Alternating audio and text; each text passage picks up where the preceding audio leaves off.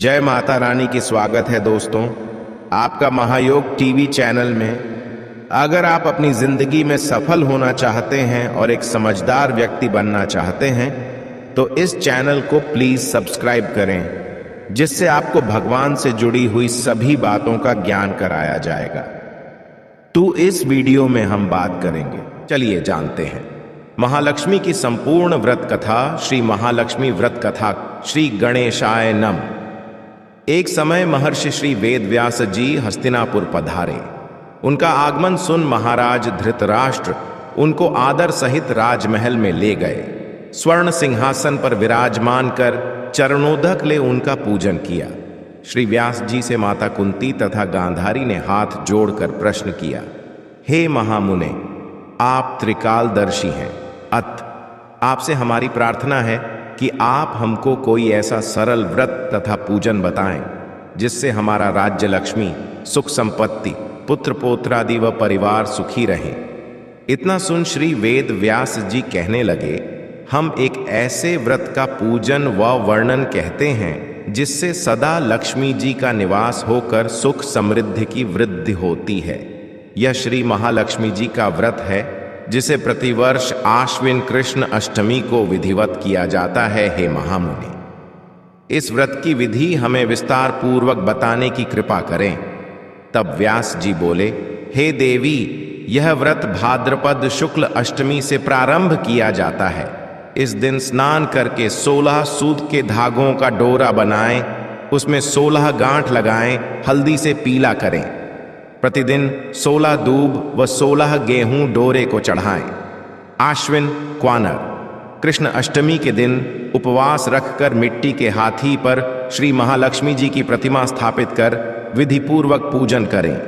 इस प्रकार श्रद्धा भक्ति सहित महालक्ष्मी जी का व्रत पूजन करने से आप लोगों की राज्य लक्ष्मी में सदा अभिवृद्धि होती रहेगी। इस प्रकार व्रत का विधान बताकर श्री वेदव्यास जी अपने आश्रम को प्रस्थान कर गए। इधर समयानुसार भाद्रपद शुक्ल अष्टमी से गांधारी तथा कुंती अपने अपने महलों में नगर की स्त्रियों सहित व्रत का आरंभ करने लगी।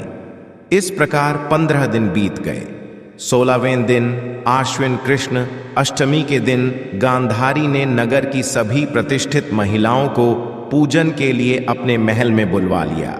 माता कुंती के यहाँ कोई भी महिला पूजन के लिए नहीं आई। साथ ही माता कुंती को भी गांधारी ने नहीं बुलाया।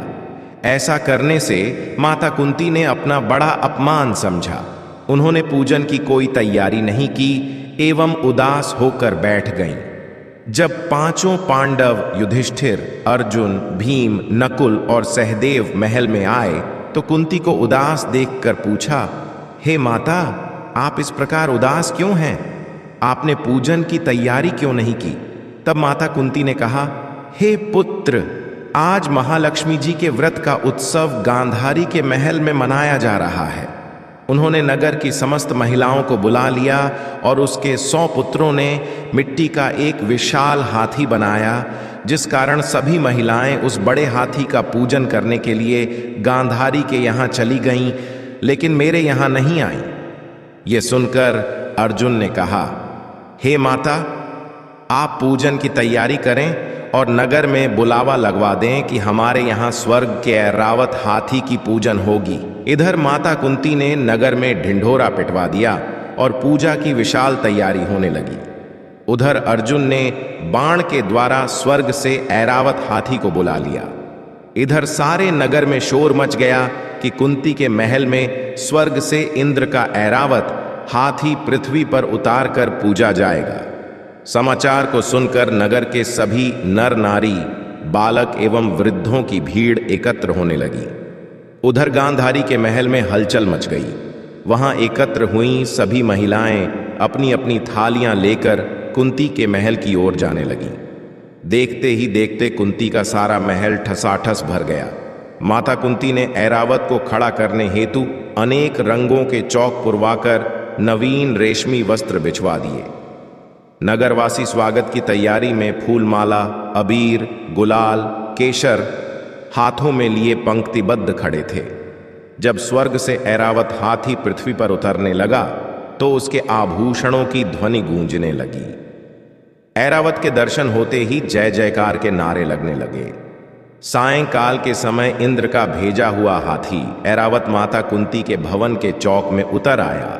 तब सब नर नारियों ने पुष्पमाला, अबीर, गुलाल, केशर आदि सुगंधित पदार्थ चढ़ाकर उसका स्वागत किया। राज्य पुरोहित द्वारा ऐरावत पर महालक्ष्मी जी की मूर्ति स्थापित करके वेद मंत्रोच्चारण द्वारा पूजन किया गया। नगरवासियों ने भी महालक्ष्मी पूजन किया।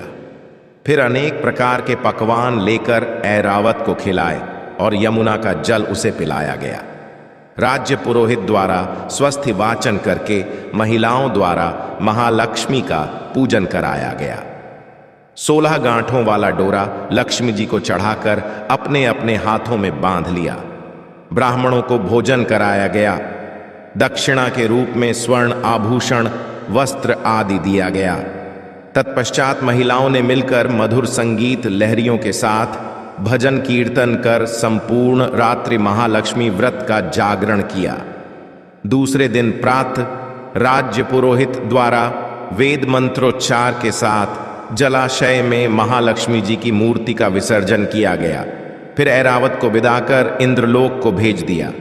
इस प्रकार जो स्त्रियां श्री महालक्ष्मी जी का विधिपूर्वक व्रत एवं पूजन करती हैं, उनके घर धन धान्य से पूर्ण रहते हैं तथा उनके घर में महालक्ष्मी जी सदा निवास करती हैं। इस हेतु महालक्ष्मी जी की यह स्तुति अवश्य बोलें। महालक्ष्मी नमस्तुभ्यम, नमस्तुभ्यम सुरेश्वरी हरिप्रिय, नमस्तुभ्यम, नमस्तुभ्यम दयानिधे।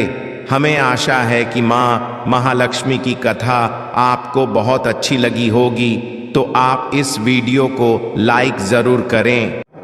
अगर आपको भगवान से जुड़े बातें और जानना है तो इस चैनल को सब्सक्राइब करें।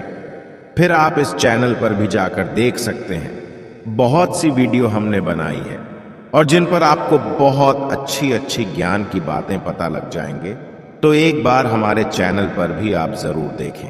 और आपको अगर हमसे कुछ पूछना है तो आप हमें कमेंट करके पूछ सकते हो।